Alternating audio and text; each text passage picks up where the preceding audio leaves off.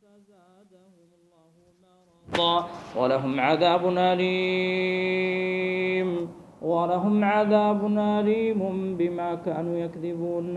وإذا قيل لهم لا تفسدوا في الأرض قالوا إنما نحن مصلحون ألا إنهم هم المفسدون ولكن لا يشعرون. وإذا قيل لهم آمنوا كما آمن الناس قالوا